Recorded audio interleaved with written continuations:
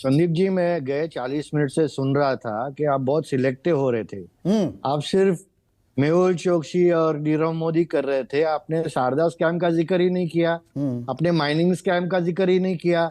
आपने Jharkhand mining scam का जिक्र नहीं, नहीं शारदा किया। का किया, आप मिस कर गए। मैंने मुकुल रॉय सुवेंदु अधिकारी का नाम लिया, आप मिस कर गए शायद। उसका जिक्र नहीं किया। आपने जो ज्वेलर्स के वहां पर स्कैम हुए थे उसका जिक्र नहीं किया। और ईडी ने जो अजय जी कह रहे थे कि 25 जो कन्विक्शंस हुए हैं, मैं अजय जी को बताना चाहता हूं, सम्मानीय अजय जी खुद एक आईपीएस ऑफिसर रह चुके हैं। लगभग 888 चार्जशीट्स फाइल हुई है और उसका कन्विक्शंस बाकी है। तो इसके बारे में आप क्यों नहीं बात करते? दूसरी बात मैं आपको बताना चाहता हूं कि राणा मतलब आपकी परेशानी इस बात को लेकर है कि सत्ता पक्ष के बारे में सवाल क्यों करते हो? ये परेशानी है कृष्णा भाई। मेरी परेशानी ये है कि गांधी फैमिली ने इतना अच्छा एक आर्टिस्ट पैदा किया कि राणा कपूर ने, जिन्होंने यस बैंक डुबाया, उन्होंने 2 करोड़ में तो उनका पेंटिंग खरीद लिया, जैसे कि वो एमएफ हुसैन है। तो उसका क्यों नहीं जवाब आप मांगते कि भाई 2 करोड़ का पेंटिंग राणा कपूर ने क्यों खरीदा गांधी फैमिली का? तो इसका सब आप पूछेंगे नहीं। ये तो हमको बताना पड़ेगा ना आपको। अच्छा, दूसरी बात यह है कि जो ईडी है वो इतने केसेस पर काम कर रही है और इतने केसेस में उसका चार्जशीट फाइल है। कन्विक्शन भले आज कम होगा लेकिन कन्विक्शन भी बढ़ने वाला है। लेकिन आप ईडी के अधिकारियों पे जो उंगली उठा रहे हैं, उनको दोष दे रहे हैं, मुझे नहीं लगता है कोई अच्छा, मतलब मैं आपका तर्क थोड़ा समझ रहा हूँ।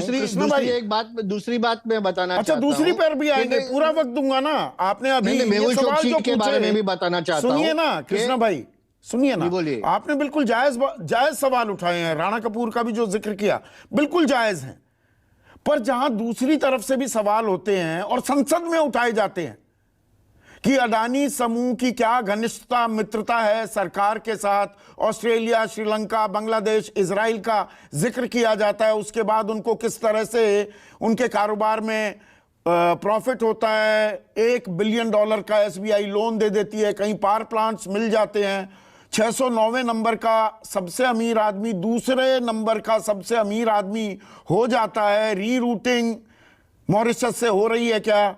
वो सारी चीजें 16 पोर्शंस एक्सपंज कर दिए जाते हैं संसद में। मतलब ये पूछने की कोई जरूरत नहीं है आपसे ये सवाल। नहीं, ये सवाल बेमानी है। नहीं संदीप जी, आप अडानी जी के बारे में पूछ रहे थे। हाँ, आपने यही बात जेफ बेजोस के बारे में क्यों नहीं पूछी कि 15 साल पहले वो किताब भेज रहे थे, आज दुनिया का सबसे बड़ा कंपनी क्यों हुआ है वो? क्यों नहीं पूछा आपने?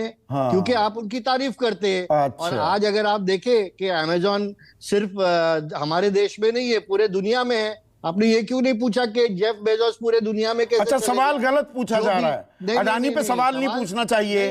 और जो पहला सवाल था उसका जवाब तो दिया ही नहीं। जो सवाल आलोक जोशी उठा रहे थे कि भाई सीबीआई जवाब नहीं दे रही है, मेहुल चोकसी की चौकसी में कहां चूक हुई, तो सरकार बता दे। नहीं, वो बताने की जरूरत नहीं। उसका भी मैं बताता हूं।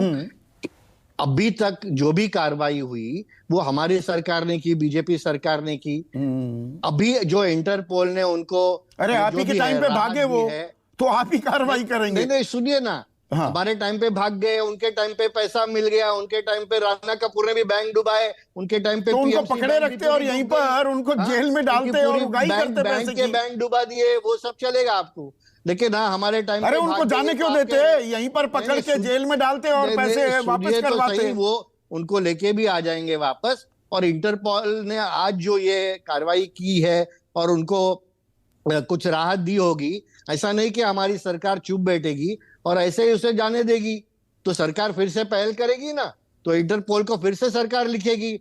और हमारे अजय कुमार जी है, वो पहले ही आईएएस ऑफिसर है, वो बताएंगे। IPS officer. इंटरपोल का भी एक इंटरपोल का भी एक प्रोसेस और प्रोसीजर होता है कि किसको अपने लिस्ट में रखना चाहिए और किसको नहीं रखना चाहिए।